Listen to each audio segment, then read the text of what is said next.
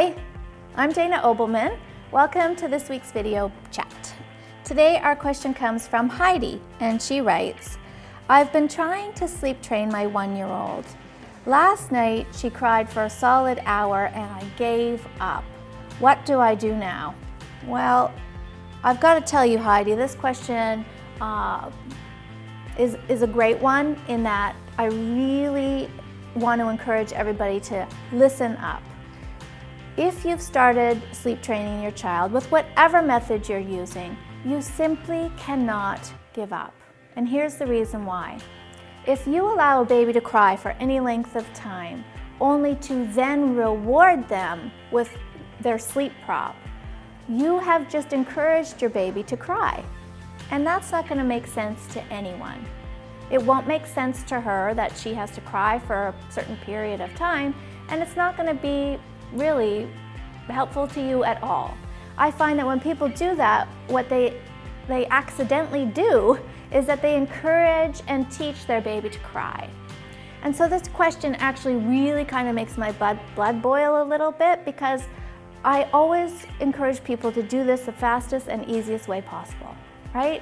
I don't want this to be any harder on you or the baby than it needs to be. But by giving up, you're making it harder on yourself, and you're hands down making this harder on your baby. So my advice to you would be to sit down and think this through. Is this the right time for you? Do you have the support you need to really hang in there and be consistent?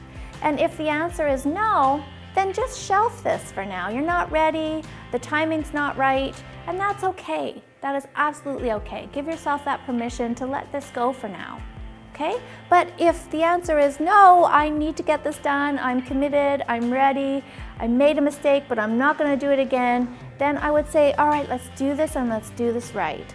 So you have to decide, you're in or you're out. You cannot do this halfway.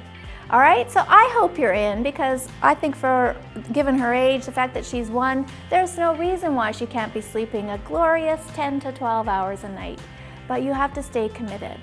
So here's a couple of little tips that you can take going into this. Have a look at your strategy, okay? My advice is to always start with the stay in the room method. I do find that for a lot of babies, this makes the process easier because you're there and you can support her, and she doesn't have to be worried that you've left the house, and there's just a lot of support around that method.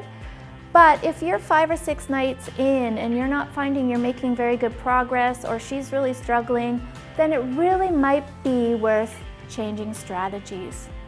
And then you would move to more of a leave and check method. Again, always asking yourself, are we moving in the direction of progress? Are things getting easier? Am I helping by being there? Is it better if I leave? Because again, the main goal here is to make this as easy on you and the baby as absolutely possible.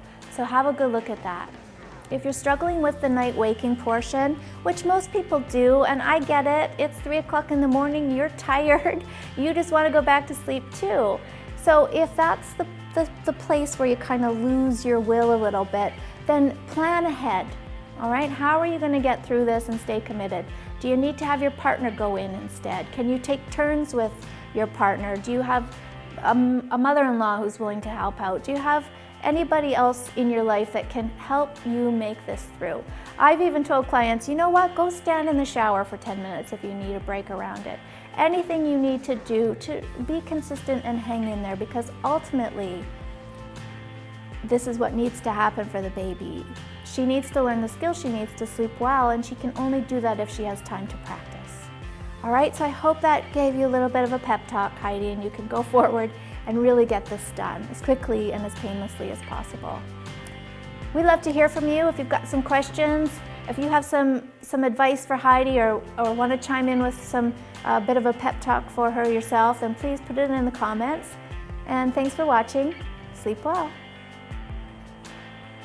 If you are looking for even more advice on your baby's sleep, head over to sleepsense.net to answer 5 easy questions and get a free sleep evaluation for your child.